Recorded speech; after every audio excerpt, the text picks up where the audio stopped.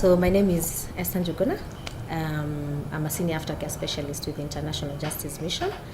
I'm Leah Nyambeki Owor. I lead the legal department at International Justice Mission, the legal team basically. So International Justice Mission is a human rights organization.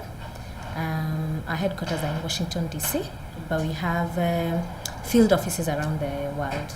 So we have 17 field offices impacting different everyday crime or everyday injustices. So in Kenya, we deal with child sexual violence and police abuse of power. And in other, so you'll find like maybe in Uganda, they'll be doing a little bit of intimate partner violence and land grabbing. In Ghana, they'll be dealing with children in the Lake Volta who are slaves there. So we have different things happening around the world. So we've been here since 2001, and our expertise is in the public justice system. So we are a multidisciplinary organization. So we have social workers, we have lawyers and investigators working together on one case. So what we do is we partner with the government agencies in the public justice system, so as to identify the gaps within the pipe. So if you're talking about children, we work from investigations, and then we go to court, and then psychosocial support, or all together, that whole thing happening together. And so we identify what are the needs and the gaps in investigations in ensuring cases of child sexual violence are successful in court. So in court, what are the gaps? Do we need to train prosecutors? What do we need to do? What is changing? What are the emerging themes in that area? So all that work is done so that we feed into the public justice system and ensure at the end of the day, even the poorest of the poor are able to access justice. I think one of the reasons we always ask why we do child sexual violence and police accountability cases is because those are the most prevalent. We feel like the most poor people are affected mostly by that. I believe, and given the work that we've done all these years, in children, child abuse or exploitation, sexual violence is one of the biggest issues, and it's big because it's something that is silenced. We don't want to talk about it as adults, we don't want to talk about it as a society, as families. It's something that is done, it's known, but it's hidden. It's very fishy, but it's something that we need to curb very early. It's been going on for such a long time. We have institutions that are of course charged with mandates to different sectors, but we find that the reason we are multidisciplinary and the reason we value the social aspect, the social work surrounding child sexual violence is because it helps a lot in gaining accountability and for the accountability systems to work. I believe that social workers are integral because they are the ones who connect mostly the victims, the communities with the accountability agencies. So even when it comes to child sexual violence, you'll find that the first person to be informed will not be, for instance, the police officer or the lawyer. It's going to be close, it's either a teacher or the community worker or a child, the children officers. It's rarely the people who are charged in the accountability structures who get to know first. So the social workers are very integral in that nature. For me as a lawyer, I've found that having social workers during the case has been so helpful, and it doesn't matter which level you're looking at it, whether it's maybe the advantaged or disadvantaged people, whether it's public or rural. Having the social worker present has always been helpful in the case, and I can speak this authoritatively because we do work both in the rural and the urban setting, so we know the unique factors that affect each. We've had instances in court where the social workers had to sit in for the child to be comfortable to give their evidence. We've had instances where we needed intermediaries who happened to be social workers. We've had instances where we needed the social workers to actually go and rescue the children from the violent spaces they were in at the time. So for us as a lawyer, all these things are important because they help in actually getting the accountability, which I think is very important for the child and for even the family to get the justice they want.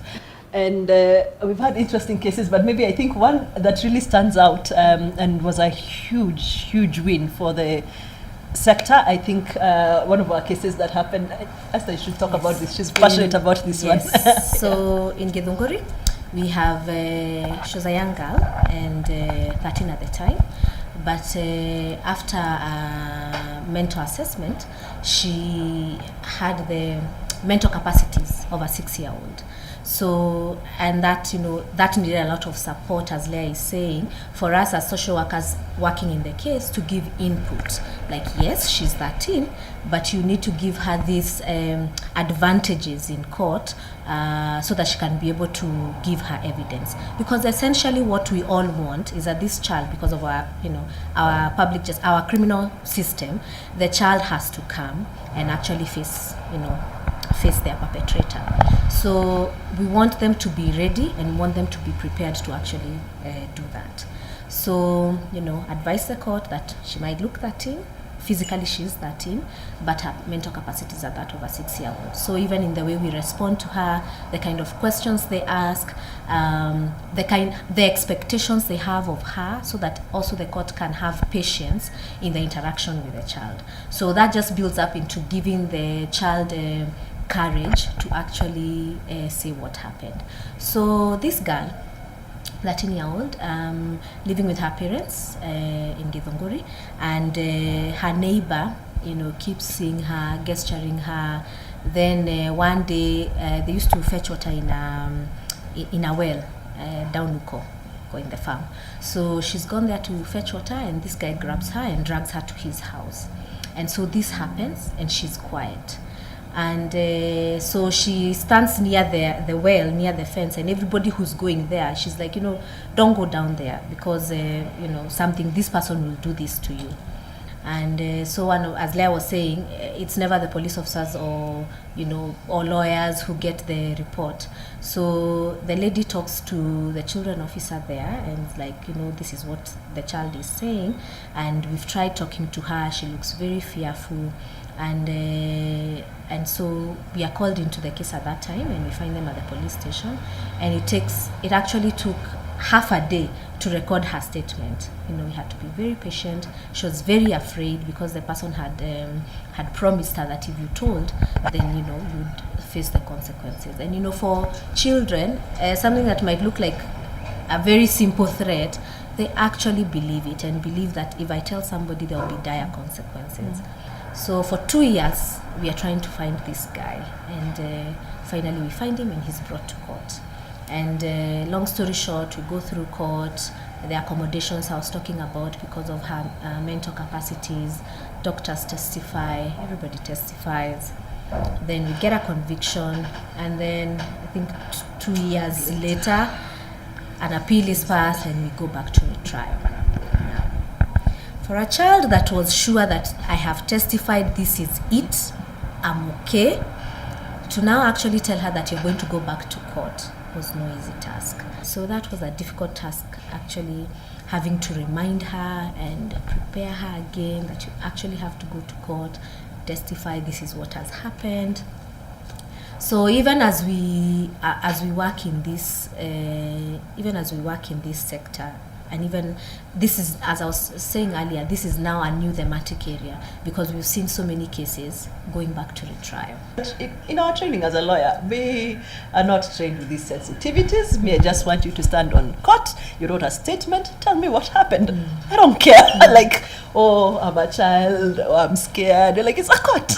It's everyday places. So for me, it has been it's also been a learning process to see how the social work behind the scenes and even during trial actually impacts on the kind of cases that we're doing. I mean, it's not very easy. We've had cases where a child will come and outside they'll tell me everything that has happened. We will talk and they tell me he did, and then we went and then we sit, we enter court, we put her on the stand and shut down. I'm asking her, please speak. Tell me what you told me outside. No, zero, shut down. She's not speaking. So we have, I'm always looking at Esther, come and help. So as in, it has been really helpful to actually have someone who understands. that's even for me. But I've seen that it has had a big impact on the like judicial officers, for them to have the patience. They have so many matters. So you're going to make them sit in court for 1 hour trying to wait for a child to get the words to speak. Or those who are even accommodating enough, allowing the social workers to sit with the child just to give them the comfort and a person that they trust. Or even having intermediaries where you actually have someone who speaks, the child speaks to and relays the message, communication back to court. So it's in the things that look very minor but are actually impactful, because those are the ones that give us the accountability. I think our call to action for social workers is that you have invested so much in gaining the skills. First, get the skills. In fact, I think the challenges we've had in this country is that people will go for, and I mean, there's a place for that, yeah. But people go for 2 weeks and then that's that.